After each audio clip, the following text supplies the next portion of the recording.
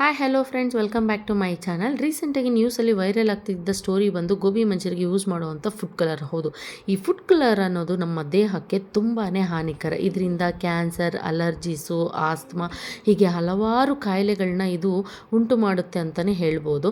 ಅದಕ್ಕೋಸ್ಕರ ನನ್ನ ಇವತ್ತಿನ ಈ ಬ್ಲಾಗಲ್ಲಿ ಎಲ್ಲರಿಗೂ ಮನೆಯಲ್ಲಿ ಹೇಗೆ ಟೇಸ್ಟಿ ಆ್ಯಂಡ್ ಹೆಲ್ದಿಯಾಗಿ ಗೋಬಿ ಮಂಚೂರಿನ ಮಾಡ್ಬೋದು ಅನ್ನೋ ಒಂದು ರೆಸಿಪಿನ ಶೇರ್ ಮಾಡ್ತಾ ಇದ್ದೀನಿ. ಇದಕ್ಕೆ ನಾನು ಒಂದು ಮೀಡಿಯಮ್ ಸೈಜ್ ಗೋಬಿನ ತೊಗೊಂಡಿದ್ದೀನಿ. ಇದನ್ನು ಸಣ್ಣದಾಗಿ ಪೀಸ್ ಮಾಡಿ ಬಿಸಿನೀರಲ್ಲಿ ಒಂದು 2 ನಿಮಿಷಗಳ ಕಾಲ ನೆನೆಸಿ ಇಟ್ಟಿದ್ದೀನಿ. ಅಷ್ಟೊತ್ತಿಗೆ ನಾನಿಲ್ಲಿ ಈರುಳ್ಳಿ ಹೂವನ್ನು ಸಣ್ಣದಾಗಿ ಚಾಪ್ ಮಾಡಿ ಇಟ್ಕೊಂಡಿದ್ದೀನಿ. ಅದಾದಮೇಲೆ ನಾನಿಲ್ಲಿ ಮೀಡಿಯಮ್ ಸೈಜ್ 2 ಈರುಳ್ಳಿನ ಸಣ್ಣದಾಗಿ ಚಾಪ್ ಮಾಡ್ಕೊಂಡಿದ್ದೀನಿ. ಆ್ಯಂಡ್ ಒಂದು ಮೀಡಿಯಮ್ ಸೈಜ್ ಬೆಳ್ಳುಳ್ಳಿ ಗಡ್ಡೆನ ಸಣ್ಣದಾಗಿ ಚಾಪ್ ಮಾಡಿ ಇಟ್ಕೊಂಡಿದ್ದೀನಿ. ಒಂದು ಅರ್ಧ ಬೌಲ್ನಷ್ಟು ಮೈದಾ ಹಿಟ್ಟು, 1/4 ಬೌಲ್ನಷ್ಟು ಕಾರ್ನ್ಫ್ಲೋರು, ಒಂದು ಕ್ಯಾಪ್ಸಿಕಮ್ಮು. ಅದಾದಮೇಲೆ ನಾನಿಲ್ಲಿ red chilli sauce, green chilli sauce, soya sauce ಮತ್ತು ಟೊಮೆಟೊ ಕೆಚಪ್ ಇಷ್ಟನ್ನು ನಾನು ಯೂಸ್ ಮಾಡ್ತಾಯಿದ್ದೀನಿ.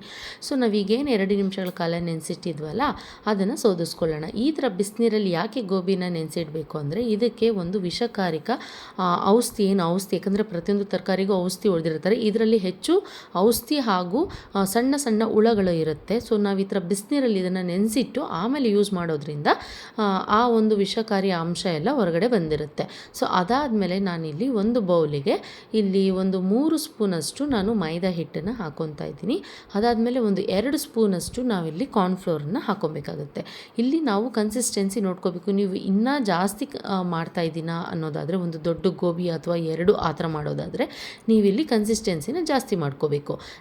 ಅದಾದಮೇಲೆ ನಾನಿಲ್ಲಿ ಖಾರದ ಪುಡಿ ಹಾಗೂ ರುಚಿಗೆ ತಕ್ಕಷ್ಟು ಉಪ್ಪನ್ನು ನಾನಿಲ್ಲಿ ಹಾಕ್ಕೊಂಡು ಚೆನ್ನಾಗಿ ಮಿಕ್ಸ್ ಮಾಡಿಕೊಂಡು ನಾನಿಲ್ಲಿ ಒಂದು ಅರ್ಧ ಬೌಲಷ್ಟು ನೀರನ್ನು ತೊಗೊಂಡಿದ್ದೀನಿ. ಇದನ್ನು ಸ್ವಲ್ಪದಾಗೆ ಹಾಕ್ಕೊಂಡು ನಾವು ಚೆನ್ನಾಗಿ ಮಿಕ್ಸ್ ಮಾಡ್ಕೊಬೇಕು. ಇದನ್ನು ನಾವು ಪೇಸ್ಟ್ ರೀತಿಯಲ್ಲಿ ತುಂಬ ತೆಳುಗೂ ಅಲ್ಲ, ತುಂಬ ಮಂದಕ್ಕೂ ಅಲ್ಲ, ಆ ಗೋಬಿಗೆ ಚೆನ್ನಾಗಿ ಅಂಟೋ ಅಂಥ ಒಂದು ಪೇಸ್ಟ್ ರೀತಿ ಇದನ್ನು ನಾವು ಇಲ್ಲಿ ಮಾಡ್ಕೋಬೇಕು. ಕನ್ಸಿಸ್ಟೆನ್ಸಿ ನೋಡಿ ಈ ರೀತಿಯಾಗಿ ಇರಬೇಕು. ಅದಾದಮೇಲೆ ನಾವೇನು ಗೋಬಿ ಇತ್ತಲ್ವ ಅದನ್ನು ಇದಕ್ಕೆಲ್ಲ ಹಾಕ್ಕೊಂಡು ಚೆನ್ನಾಗಿ ಮಿಕ್ಸ್ ಮಾಡ್ಕೊಳ್ಳೋಣ.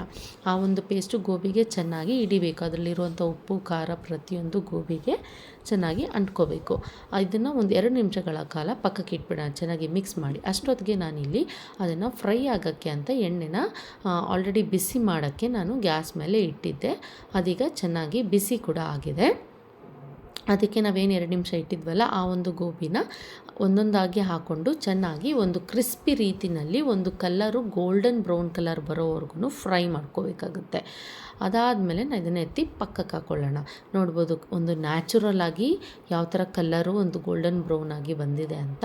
ಸೊ ಯಾವುದೇ ಫುಡ್ ಕಲರ್ ಯೂಸ್ ಮಾಡಿದೆ. ಸೊ ಮತ್ತೆ ಉಳಿದಂಥ ಗೋಬಿಗಳನ್ನು ಸಹ ಹಾಕ್ಕೊಂಡು ಚೆನ್ನಾಗಿ ಫ್ರೈ ಮಾಡ್ಕೊಳ್ಳೋಣ.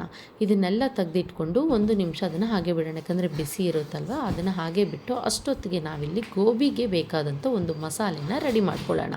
ನಾನಿಲ್ಲಿ ಗೋಬಿಗೆ ಮಸಾಲೆಗೆ ನಾನಿಲ್ಲಿ ಒಂದು ಪ್ಯಾನ್ನ ಇಟ್ಕೊಂಡು ಅದು ಬಿಸಿ ಆದಮೇಲೆ ಒಂದು 3 ಸ್ಪೂನ್ ಆಗುವಷ್ಟು ಎಣ್ಣೆನ ಹಾಕ್ಕೊಳ್ಳೋಣ. ಎಣ್ಣೆ ಹಾಕ್ಕೊಂಡು ಅದಕ್ಕೆ ನಾವೇನು ಚಾಪ್ ಮಾಡಿ ಇಟ್ಟಿದ್ದಂಥ ಬೆಳ್ಳುಳ್ಳಿನ ಹಾಕ್ಕೊಂಡು ಚೆನ್ನಾಗಿ ಹಸಿ ವಾಸನೆ ಹೋಗೋವರೆಗೂ ಮತ್ತು ಒಂದು ಬ್ರೌನ್ ಕಲರ್ ಗೋಲ್ಡನ್ ಬ್ರೌನ್ ಬರೋವರೆಗೂ ಫ್ರೈ ಮಾಡಿಕೊಂಡು ಅದಾದಮೇಲೆ ಸಣ್ಣದಾಗಿ ಕಟ್ ಮಾಡಿದಂಥ ಈರುಳ್ಳಿನೂ ಸಹ ಹಾಕ್ಕೊಂಡು ಅದನ್ನು ಒಂದು ಬ್ರೌನ್ ಕಲರ್ ಬರೋವರೆಗೂ ಫ್ರೈ ಮಾಡಿಕೊಂಡು ಅದಾದಮೇಲೆ ಕಟ್ ಮಾಡಿದಂಥ ಕ್ಯಾಪ್ಸಿಕಮನ್ನು ಸಹ ಹಾಕ್ಕೊಂಡು ಅದನ್ನು ಚೆನ್ನಾಗಿ ಫ್ರೈ ಮಾಡಿಕೊಂಡು ಅದಾದಮೇಲೆ ಕೊನೆಯದಾಗಿ ನಾವು ಈರುಳ್ಳಿ ಹೂವನ್ನು ಹಾಕ್ಕೊಂಡು ಅದನ್ನು ಫ್ರೈ ಮಾಡಿಕೊಂಡು ಎಲ್ಲನೂ ಚೆನ್ನಾಗಿ ಮಿಕ್ಸ್ ಮಾಡಿಕೊಂಡು ಅದಾದಮೇಲೆ ನಾವಿಲ್ಲಿ ಸೋಯಾ ಸಾಸು, ಟೊಮೆಟೊ ಕೆಚಪ್ಪು ಮತ್ತು red chilli sauce, green chilli sauce ಎಲ್ಲನೂ ಇತ್ತಲ್ಲ ಅದನ್ನೆಲ್ಲ ಹಾಕ್ಕೋಬೇಕಾಗುತ್ತೆ. ನಾನಿಲ್ಲಿ ಟೊಮೆಟೊ ಕೆಚಪ್ ಬಂದುಬಿಟ್ಟು ಒಂದು 5 ಸ್ಪೂನಷ್ಟು ನಾನು ಯೂಸ್ ಮಾಡಿದ್ದೀನಿ. ಏಕೆಂದರೆ ಅದು ನಮಗೆ ಕನ್ಸಿಸ್ಟೆನ್ಸಿ ಸ್ವಲ್ಪ ಹೆಚ್ಚಿಗೆ ಬೇಕಾಗುತ್ತೆ. ಇದೆಲ್ಲ ನಾವು ಖಾರಕ್ಕೆ ಯೂಸ್ ಮಾಡೋದ್ರಿಂದ ರೆಡ್ ಚಿಲ್ಲಿ, ಗ್ರೀನ್ ಚಿಲ್ಲಿ ನಾವು ಖಾರ ನೋಡ್ಕೊಂಡು, ನಿಮಗೆ ಖಾರ ಜಾಸ್ತಿ ಬೇಕು ಅಂದರೆ ನೀವು 2 ಸ್ಪೂನು 3 ಸ್ಪೂನ್ ನಿಮಗೆ ಎಷ್ಟು ಬೇಕೋ ಅಷ್ಟು ಪ್ರಮಾಣ ಹಾಕ್ಕೋಬೋದು. ನನಗಿಲ್ಲಿ ಸ್ವಲ್ಪ ಮೀಡಿಯಮಲ್ಲಿ ಮಾಡ್ತಾ ಇರೋದ್ರಿಂದ ನಾನಿಲ್ಲಿ 1 ಸ್ಪೂನ್ ಹಾಕ್ಕೊಂಡಿದ್ದೀನಿ. ಟೊಮೆಟೊ ಕೆಚಪ್ ಮಾತ್ರ ಒಂದು 5 ಸ್ಪೂನ್ ಹಾಕ್ಕೊಂಡಿದ್ದೀನಿ.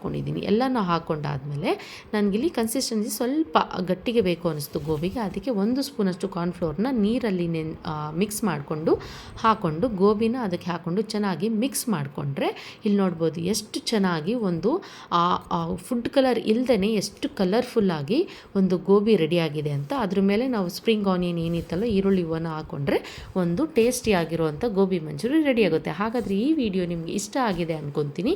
ಹಾಗಾದರೆ ಇನ್ನೂ ಯಾರ್ಯಾರು ಸಬ್ಸ್ಕ್ರೈಬ್ ಮಾಡದೆ ನೋಡ್ತಿದ್ರು ಅವರೆಲ್ಲರೂ ಸಬ್ಸ್ಕ್ರೈಬ್ ಮಾಡಿ, ನನ್ನ ಫೇಸ್ಬುಕ್ ಚಾನಲ್ನು ಫಾಲೋ ಮಾಡಿ, ಲೈಕ್ ಮಾಡಿ, ಶೇರ್ ಮಾಡಿ.